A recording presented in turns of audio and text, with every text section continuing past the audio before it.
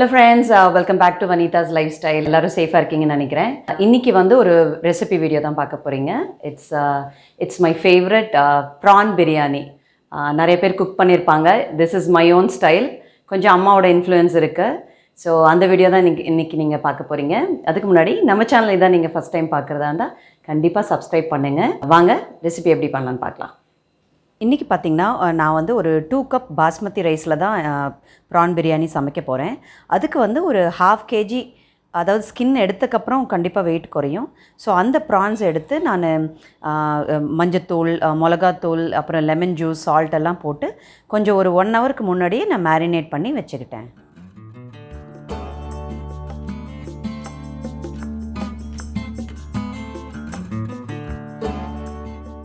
Meanwhile பார்த்திங்கன்னா நான் ஒரு பேஸ்ட் ஒன்று ரெடி பண்ணுறேன்.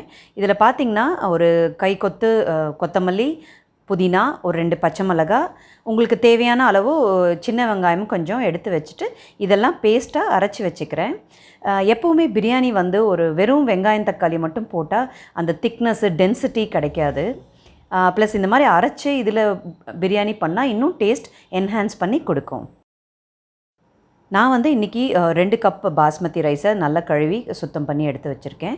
ஸோ பிரியாணிக்கு தாளிக்கிறதுக்கு இந்த மாதிரி சாமான் எடுத்து வச்சுருக்கேன். ரெகுலராக பட்டை, கிராம்பு, ஏலக்காய், அப்புறம் பிரிஞ்சி இலை இதெல்லாம் ரெடி பண்ணி வச்சுருக்கேன். அவ்வளோதாங்க. எண்ணெய் கொஞ்சம் பாதி, நெய் பாதி போட்டுட்டு இந்த மசாலா பொருள்லாம் ரெகுலராக நம்ம பண்ணுற மாதிரி தான் ஃபஸ்ட்டு தாளிச்சிட்டு அப்புறம் வெங்காயம் போட்டு நல்லா வதக்கி எடுக்கிறேன்.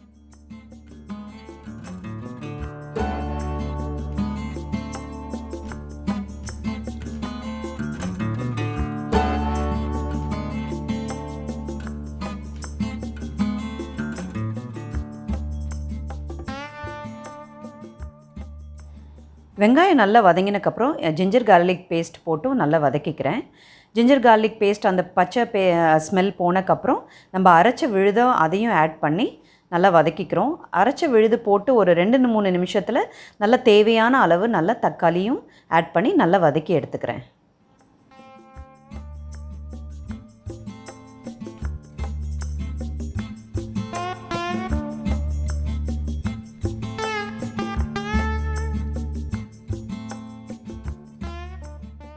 தக்காளி நல்லா வதங்கிருச்சு. இப்போ இந்த ஸ்டேஜில் வந்து நான் மேரினேட் பண்ணி வச்சுருந்த ப்ரான்ஸை ஆட் பண்ணிக்கிறேன். இதுவும் வந்து நல்லா ஃப்ரை பண்ணி எடுத்துக்கிறேன். ப்ரான்ஸ் வந்து ரொம்ப நேரம் வதக்கிடாதீங்க, அப்புறம் அது ரப்பர் மாதிரி ஆகிடும்.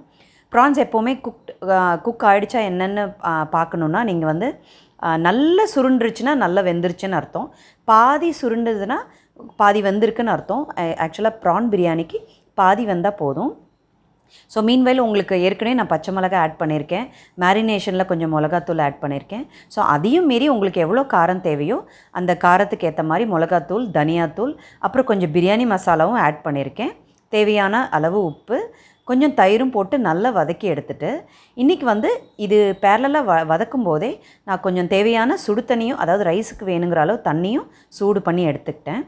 இப்போது இந்த ஸ்டேஜில் ரைஸை கொஞ்சம் ஆட் பண்ணி அந்த எண்ணெயிலேயே அந்த மசாலாவில் கொஞ்சம் லைட்டாக வதக்கி எடுக்கிறேன்.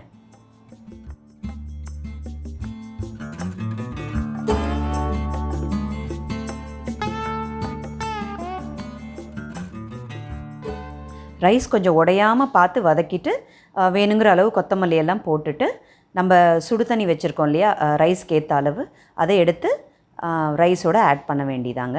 இப்போ ஒரு கொதி வந்தோடனே நான் குக்கரை மூடி, ஆக்சுவலாக நான் விசில் விட போகிறதில்ல, ஒரு 10 நிமிஷம் ஒரு மீடியம் ஃப்ளேமில் வச்சுட்டு நான் ஆஃப் பண்ணிட போகிறேன்.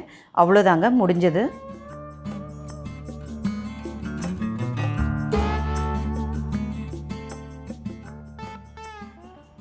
பாருங்கள், நம்ம ப்ரான் பிரியாணி எவ்வளோ பொலுன்னு எவ்வளோ சூப்பராக வந்திருக்கு பாருங்கள். ப்ரான்ஸ் எல்லாம் ரொம்பவும் ரப்பர் மாதிரி வேகலை, சூப்பராக இருக்குது. கலரே ரொம்ப அப்பீலிங்காக இருக்குது. இப்போ நான் லைட்டாக வந்து உங்களுக்கு வேணும்னா இந்த ஸ்டேஜில் ஒரு 2 ஸ்பூன் நெய் இதுக்கு மேலே விட்டுக்கலாம். இல்லாட்டி நிறைய கொத்தமல்லி கட் பண்ணி கூட இது மேலே ஆட் பண்ணிக்கலாம். நம்ம சுவையான ப்ரான் பிரியாணி ரெடிங்க.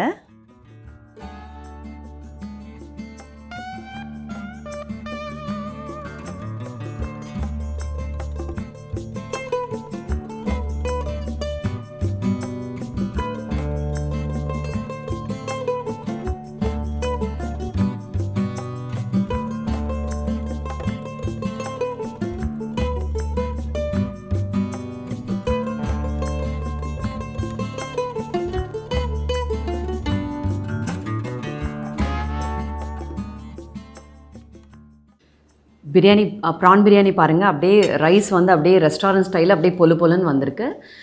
மெயின் பாயிண்ட் வந்து நீங்கள் பாஸ்மதிக்கு கரெக்டாக தண்ணி ஊற்றுங்க. தண்ணி ஊற்றினாலே ரைஸ் அப்படியே ரெஸ்டாரண்ட் ஸ்டைலில் வரும். பார்க்கவே செம்ம எம்மியாக இருக்குது. டேஸ்ட் பண்ணி சொல்கிறேன்.